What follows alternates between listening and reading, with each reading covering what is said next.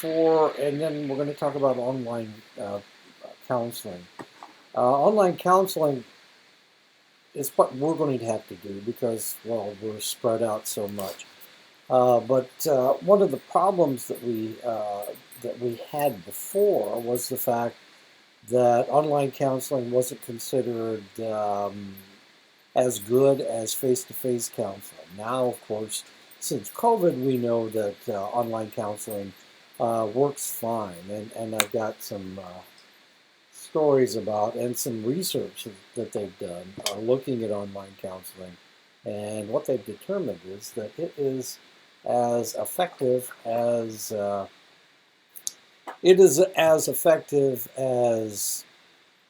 face-to-face counseling. One of the reasons may be because when people are in face-to-face counseling, they hide behind their clothes, they hide behind uh, um, the persona that they're trying to project, and a lot of times it's difficult to get past that. Somebody that dresses really nicely or tries to look like a thug. Um, there's just a myriad of different um, ways to masks to hide behind, and that of course is taken out of the picture with online counseling, or it can be taken out of the equation with online counseling. But we'll get into that in just a minute. Why don't we start with chapter 4? It's not a very long chapter, so let's go ahead and get started. We're going to talk about professionalism and professional relationships. A professional is a person who has specialized training for a particular career and who acts in conscious and appropriate ways in the workplace. Being a professional involves conducting yourself in an appropriate manner, dressing appropriately, being organized, timely, and accurately recording meetings with colleagues and clients, being prepared for meetings, acting responsibly at all times, behaving as a mature adult, using language that is culturally appropriate, age appropriate, understandable, and not offensive, speaking honestly with integrity, knowing how to communicate information. Each setting has different expectations. Roles vary based on different ages and backgrounds of clients, system size, individuals, groups, families, and organizations, level of training or education. Practitioners with graduate degrees might have several roles: working independently in private practice, being a counselor or educator, being a supervisor, being a consultant, being a director.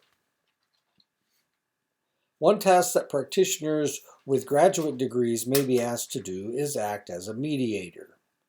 A mediator provides an impartial forum for disputing parties to discuss areas of disagreement or misunderstanding. Generalists maintain expertise in a broad range of functions: case management, coordination and monitoring of services, broker, linking clients with services and resources, and as an advocate, working to support a client. Being professional goes beyond what you do in your interactions with colleagues and clients. Being aware of the social, political, economic, and cultural factors that impact individuals, families, groups, and institutions, and advocating for their betterment. Developing a professional identity involves knowing what it means to be a practitioner of your particular discipline. Scope of practice involves knowing what activities, knowledge, and skills identified by licensing boards and professional organizations relate to your discipline. Sometimes organizations will employ groups of professionals that they will organize into working teams. Each member will bring their own professionalism, culture, education, and individual ways of dealing with clients. Working productively with interdisciplinary teams is an important aspect of being a professional. This may mean that the practitioner must learn the language of another profession. every professional must respect the expertise of their professional colleagues. It's really kind of interesting because I've been on several thesis and dissertation committees. Well, not dissertation committees, but thesis committees in my 31 years of teaching. And a lot of times you have whatever your expertise are, but all the other members of of the committee will have other expertise. I was just talking to a former colleague, and she's in criminal justice. I'm in psychology. There was a psychology major. Two of the members of the committee were psychology professors, and then the third person was a criminal justice. And she was writing about psychology and criminal justice because she wanted to go to law school. As a matter of fact, she'd already been accepted at law school, and she was trying to write. She was writing her thesis on criminal justice and psychology. Fascinating topic. But anyway, she had to mix the two disciplines together. The difficulty came with the other psychologist. I agree. I understood what the task was. So the two of us got along without any problems. But the other psychologist had difficulty understanding why it couldn't be strictly the way he wanted it to be. He wanted it to be strictly an APA. Actually, criminal justice uses APA, but they use a lot more annotations. So I knew this because I had read lots of research in criminal justice, and I understood how they have to annotate everything. It's the law, so you can't just make stuff up. Some lawyers try to do that, but you can't really do that. And so they have to annotate everything. And I understood that because I had read in the topic area, and he hadn't. And so that was the conflict in this one instance, of course. Normally there's very little conflict because you have to understand the people that you're working with. And he was kind of pedantic. He thought that it's either his way or the highway, that kind of thing. Anyway, we got her graduated. She was writing her thesis for her senior project. Anyway, so she was successful and everybody was happy. And I was just talking to my criminal justice colleague, and I asked her how she was doing, and evidently she has finished law school. She's a lawyer now in Ohio, and doing very well.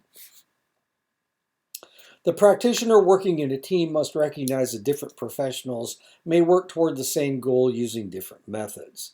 Even in the same profession, practitioners may use different approaches. And as I said, even though criminal justice uses APA, they use APA, they annotate much more than psychology tends to annotate. And for that reason, he was angry that she put an annotation behind practically every sentence. But that's just the way that it works in criminal justice. And of course, she was going to law school, and she needed to do that. She would be doing that in the future, and I recognize that in the criminal justice, the PhD in criminal justice understood it as well, but we couldn't convince this other fella. Or we did, actually. Eventually we did. He didn't like it. He wanted to give her an F or a D or something, which would have meant she would have had to have taken the same class the next semester. And of course she wouldn't have chosen him to be the chairman of her thesis committee. Your supervisor will help evaluate your level of competency by providing feedback about your use of skills, inviting you to engage in self-reflection. Consultation involves meeting with an expert who can help you solve a particular dilemma or problem. Sometimes your client's problem may be beyond you or your team's ability to handle. At that point, a consultant must be called in to help. Most professions set ethical guidelines for remaining current with best practices, continuing education, evaluating your work, continuing education, and ethical standards every year. While the practitioner is responsible for structuring the relationship with the client, success can only be reached if the relationship is collaborative, goal-directed, purposeful, and time-limited. A relationship between a client and a practitioner is a fiduciary relationship.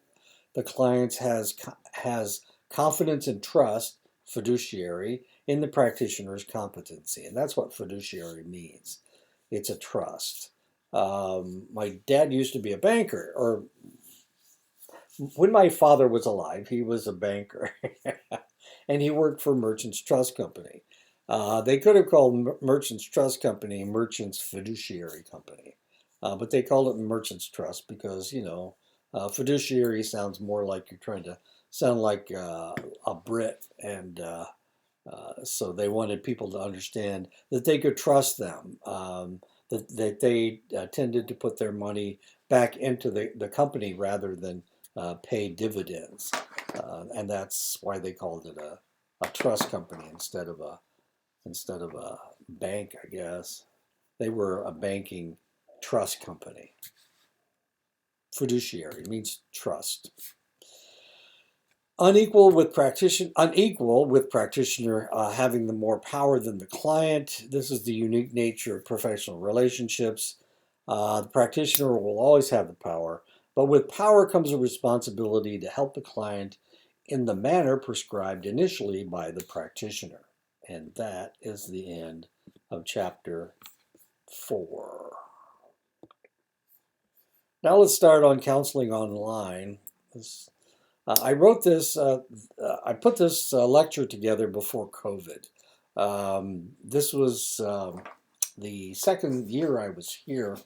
We set up, we were doing everything face to face. And we set up a program in Tuba City, and they had 12 students. And we set one up in Saline. We had 18 students, 18 or 19, maybe 20 students. And then just before the semester started, one of the individual that was going to teach in Tuba City quit. So we had to put the two classes together. And there were only two of us. So logically, what we did, and of course, traveling from Saline to Tuba City to teach the classes didn't make a lot of sense, especially since we were overloaded at that point.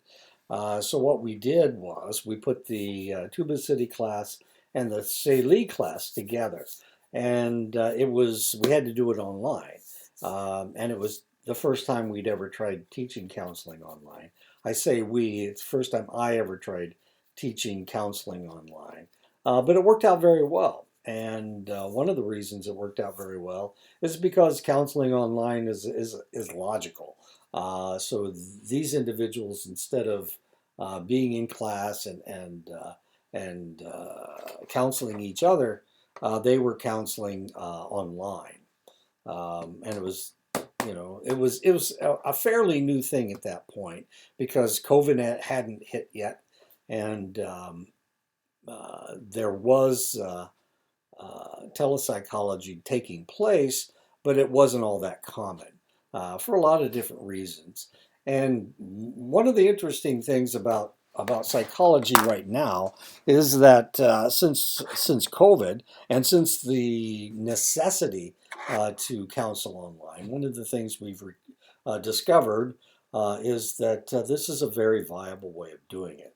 I had a colleague at another institution who had this. She decided that she wanted to be a counselor because she was really good at giving advice. This is exactly why she decided it. And we had a long conversation about it. And I said, "Well, look, if you want to be a counselor, I think that's great. You know, being a counselor is very fulfilling, and you help a lot of people.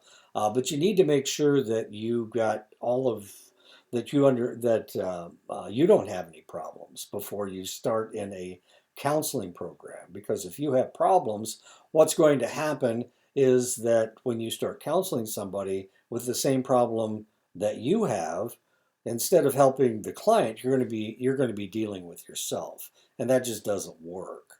Um, and you're really not helping the client. Unfortunately, you're dealing with another problem. And this is one of and I told her the story of my own situation. I My first wife ran off with some guy.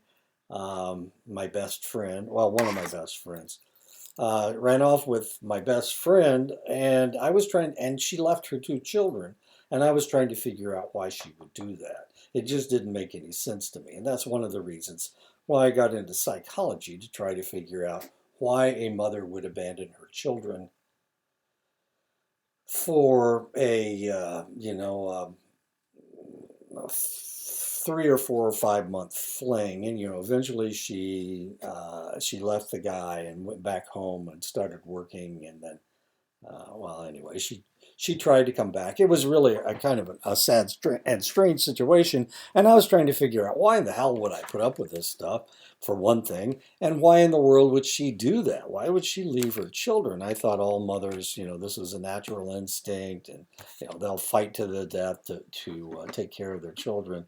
And this lady just took off one night, one day, one night. It was.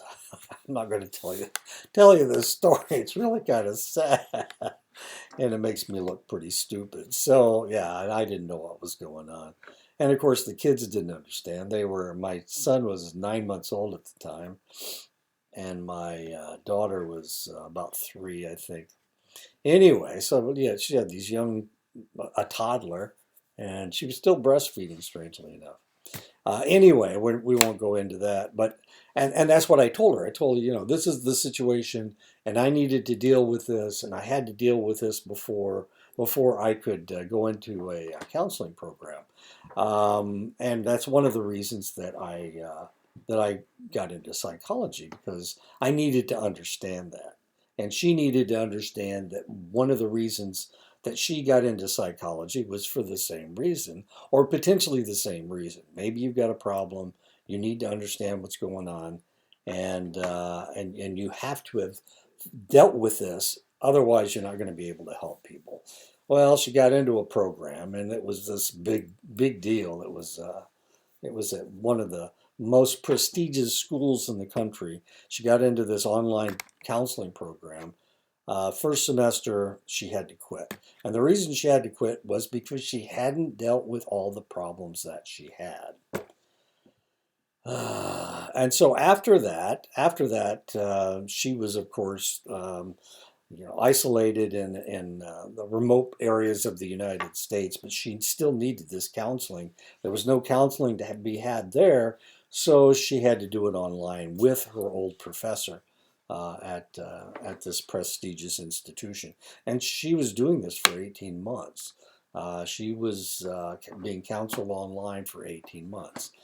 And initially she thought, well, I'll just drop out for a semester, and then as soon as I take care of everything, then I can come back. Well, it didn't work out that way, mainly because she really hadn't dealt with any of her problems.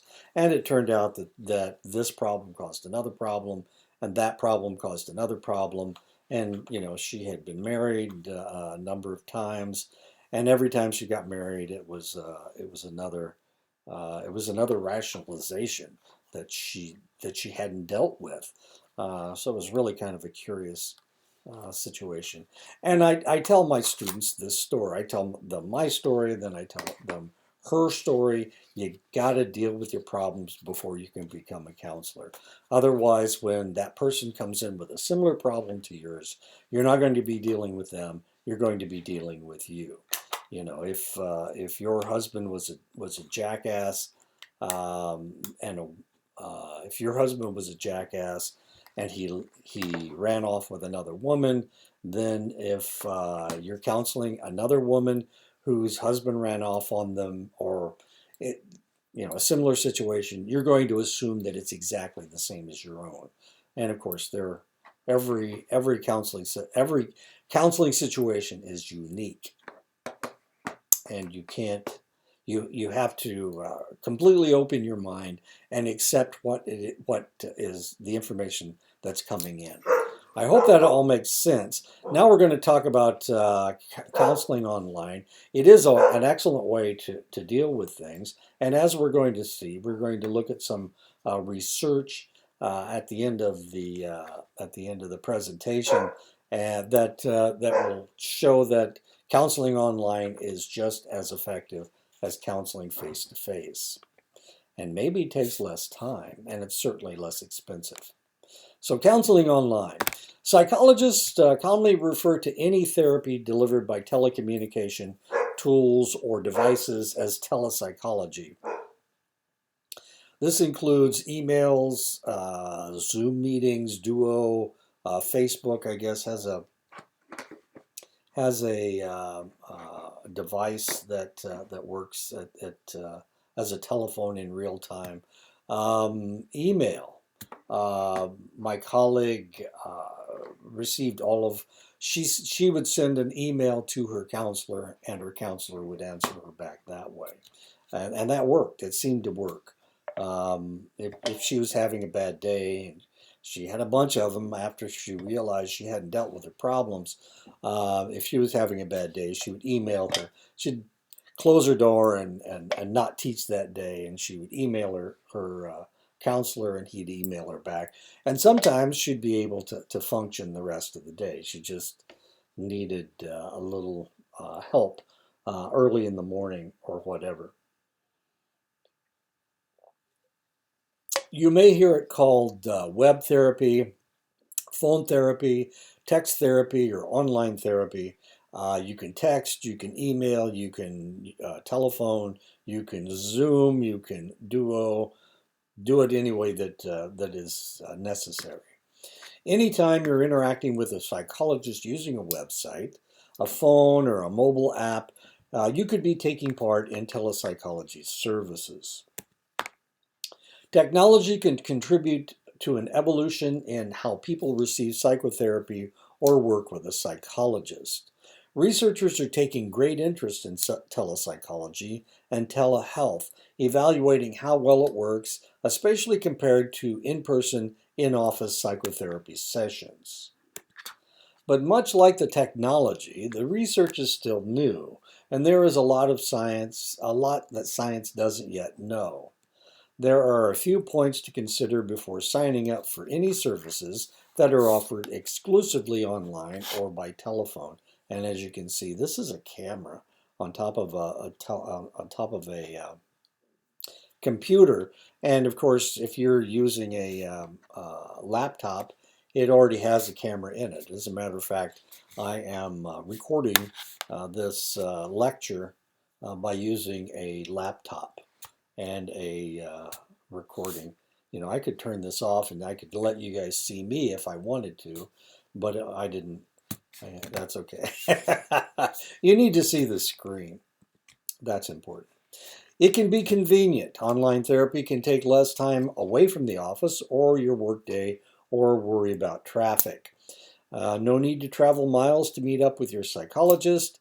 Dial a number or log in to a site, and the session can happen wherever you are comfortable. Compared to traditional in-person therapy, it can sometimes appear less expensive. Some apps will advertise pricing that provides unlimited use for a weekly or monthly fee.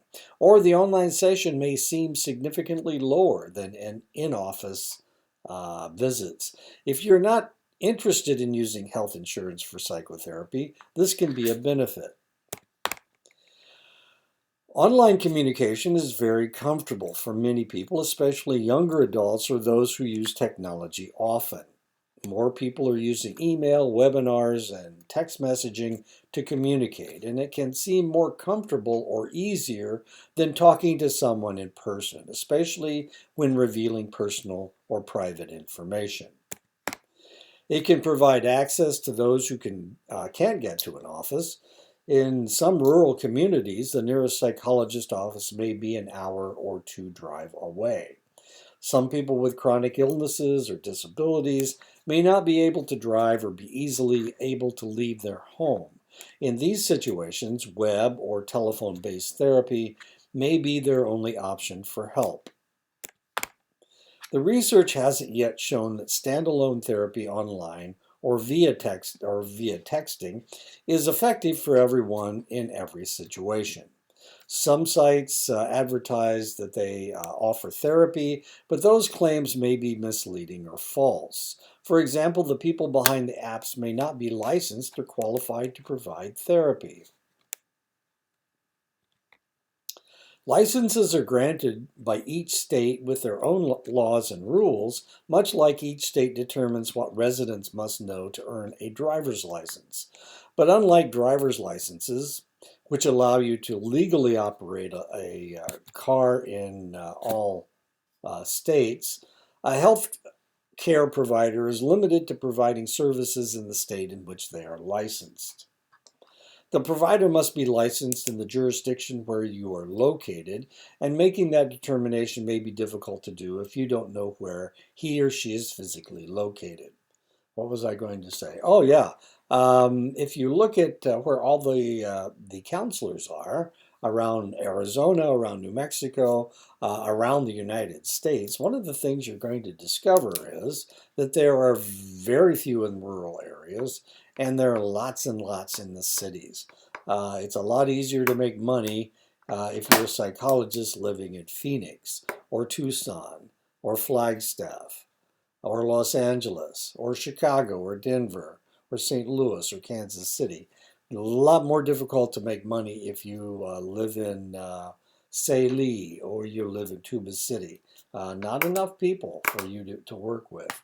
But if if you were counseling online, you could have a very fruitful practice out of your home up on top of a mountaintop, I would think. And seems to be the wave of the future. Psychotherapy works in part because psychologists ensure that the clients have a safe, private space to share deeply personal and sometimes difficult stories, thoughts, or emotions. What happens and is said in a therapy office stays there with the exception of a few situations. The site or app you use should, at a minimum, be HIPAA compliant and have the ability to verify your identity and your therapist's identity. Many insurance companies cover the treatment of mental health and substance abuse disorders. But online therapy or web therapy services are often not covered or reimbursable by most insurance providers. A total of 62 participants suffering from depression were. A bit of research. Internet-based versus face-to-face cognitive behavioral intervention for depression. And the reason I have this picture, I know these are kids and they probably aren't depressed, but this is exactly 62 people. That's why it's there. So there's a total of 62 participants suffering from depression were randomly assigned to the therapist-supported internet-based intervention group, 32, and to a face-to-face intervention. There were 30 of them. An 8-week intervention were based on cognitive behavioral therapy principles. The intention to treat analysis yielded no significant between group difference, online versus face-to-face group, for any of the pre to post-treatment measurements. At post-treatment, both treatment conditions revealed significant symptom changes compared to before the intervention. So what we see here is they got exactly the same level of success. They had the same level of success with the face-to-face as they did online. Internet versus group-administered cognitive behavior therapy for panic disorder. A total of 113 consecutive patients were randomly assigned to 10 weeks of either guided internet delivery for cognitive behavioral therapy. There were 53 of them, or group CBT. There were 60. After treatment and at a 6-month follow-up, patients were again assessed by the psychiatrist, blind to the treatment condition. They found no statistically significant differences between the two treatment conditions using a mixed models approach to account for missing data. Group CBT utilized considerably more therapist time than did internet CBT. And that was one of the differences between the two.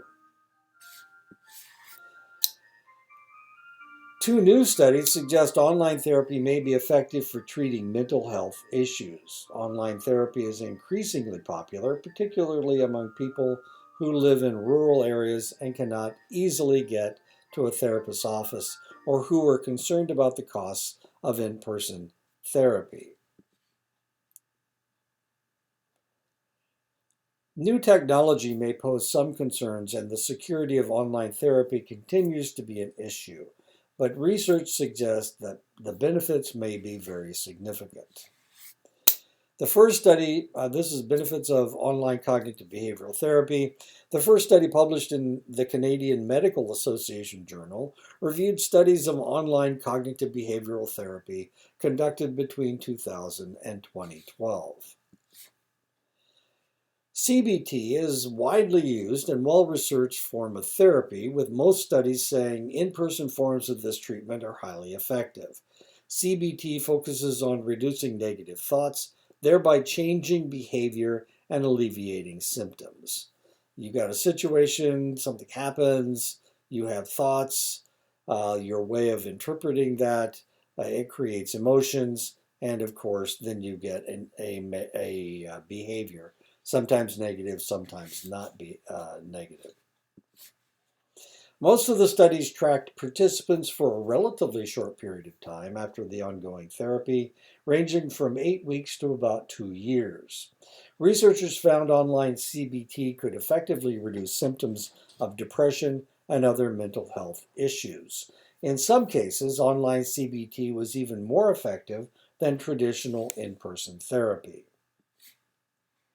Most online CBT sessions focused on short-term goals and symptom relief. Because the studies did not track participants for an extended period of time, the researchers do not know if the symptoms were permanently alleviated. And of course, they track them for 2 years, up to 2 years, so you would think that would be quite a while. Evidently not. The team that conducted the analysis cautions that some human connection is lost with online therapy, but they also say that evidence supporting online therapy's effectiveness is significant. Another study published in the Journal of American Medical Association Psychiatry looked at how online therapy affects the well-being of new doctors. Young doctors often work long hours, including nights and weekends, and the stress of those long shifts can lead to mental health issues such as depression and suicidal thoughts. One previous study found that suicidal thoughts increased fourfold during a medical residency. Researchers looked at 200 first-year medical residents working 80-hour weeks and overnight shifts. Compared to doctors who received no online therapy, doctors who received 4 30-minute online sessions before beginning their residency had fewer suicidal thoughts. Because the sessions were delivered online, researchers say it might be possible to provide such treatment to other doctors while still keeping costs low. And that is the end of that chapter. So there you go. Online therapy works. Online therapy can work as well as face-to-face therapy. And that's what the research seems to be showing. So next week we'll tackle at least chapter 5, if not